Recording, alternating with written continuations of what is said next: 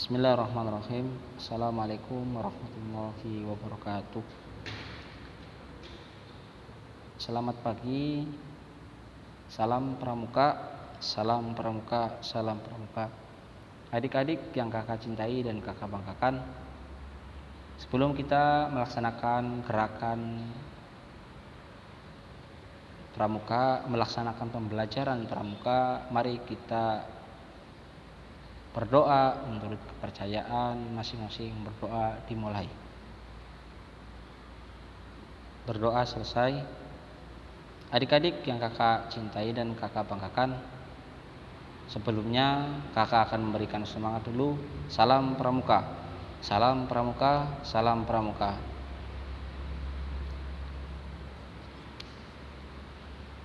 Adik-adik yang kakak cintai dan kakak banggakan, pertemuan kita pada hari ini membahas tentang sekilas gerakan pramuka. Yang pertama, kita akan membahas pengertian kepramukaan. Kepramukaan pada hakikatnya adalah suatu proses pendidikan dalam bentuk kegiatan yang menyenangkan bagi anak dan pemuda di bawah tanggung jawab orang dewasa. Yang kedua, dilaksanakan di luar lingkungan pendidikan sekolah dan di luar lingkungan pendidikan keluarga dan di alam terbuka. Yang selanjutnya, dengan menggunakan prinsip dasar dan metode kepramukaan.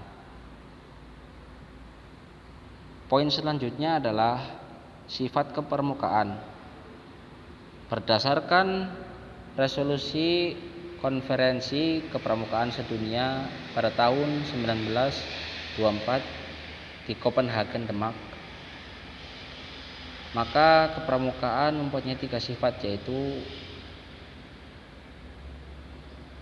nasional, yang berarti suatu organisasi yang menyelenggarakan kepramukaan di suatu negara haruslah menyesuaikan pendidikan itu dengan keadaan, kebutuhan dan kepentingan masyarakat, bangsa dan negara. Yang kedua, internasional, yang berarti bahwa organisasi kepramukaan di negara manapun di dunia ini harus membina dan mengembangkan rasa persaudaraan dan persahabatan antara sesama pramuka dan sesama manusia tanpa membedakan kepercayaan atau agama, golongan, tingkat, suku, dan bangsa. Yang ketiga, universal, yang berarti bahwa kepramukaan dapat dipergunakan di mana saja untuk mendidik anak-anak dari bangsa apa saja yang dalam pelaksanaan pendidikannya selalu menggunakan prinsip dasar dan metode kepramukaan. Poin selanjutnya adalah fungsi kepramukaan.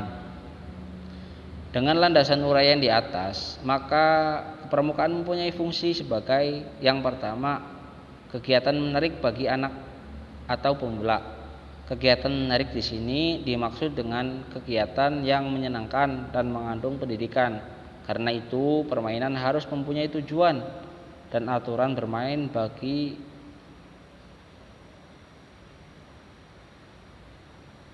para pemainnya. Jadi bukan sekedar main-main yang hanya bersifat hiburan saja tanpa aturan dan tujuan, dan tidak bernilai pendidikan. Karena itu lebih tepat kita sebut saja kegiatan menarik. Yang kedua, pengabdi bagi orang dewasa. Bagi orang dewasa, kepramukaan bukan lagi permainan, tetapi suatu tugas yang memerlukan keikhlasan, kerelaan, dan pengabdian. Orang dewasa ini mempunyai kewajiban untuk secara sukarela membaktikan dirinya demi suksesnya pencapaian tujuan organisasi. Yang ketiga, alat bagi masyarakat dan organisasi. Kepramukaan merupakan alat bagi masyarakat untuk memenuhi kebutuhan masyarakat setempat dan juga alat bagi organisasi untuk mencapai tujuan organisasi. Jadi kegiatan kepramukaan yang diberikan sebagai latihan berkala dalam satu pramuka itu sekedar alat saja dan bukan tujuan pendidikan. Istilah gerakan pramuka dan pramuka. Gerakan pramuka adalah organisasi yang merupakan wadah proses pendidikan kepramukaan yang dilaksanakan di Indonesia. Sebelum tahun 1961 di Indonesia pernah berdiri berbagai macam organisasi kepramukaan seperti Pandu Rakyat Indonesia, Kepaduan Bangsa Indonesia, Hizbul Waton, dan lain-lain. Sekarang hanya organisasi yang disebut Gerakan Pramuka. Pramuka merupakan sebutan bagi anggota Gerakan Pramuka yang berusia antara 7 sampai dengan 25 tahun dan kedudukan sebagai peserta didik yaitu sebagai pramuka siaga, pramuka penggalang, pramuka penegak, pramuka pandega. Kelompok anggota yang lain yaitu pembina pramuka, andalan, pelatih, pamongsaksa, staf kuartir, dan majelis pembimbing.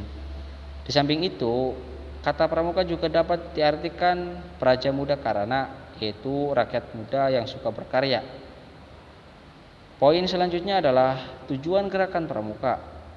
Gerakan pramuka bertujuan untuk mendidik anak-anak dan pemuda Indonesia dengan prinsip-prinsip dasar dan metode kepramukaan yang pelaksanaannya disesuaikan dengan keadaan, kepentingan, dan perkembangan bangsa dan masyarakat Indonesia. Agar supaya apa? Yang pertama, menjadi manusia yang berkepribadian serta berwatak luhur.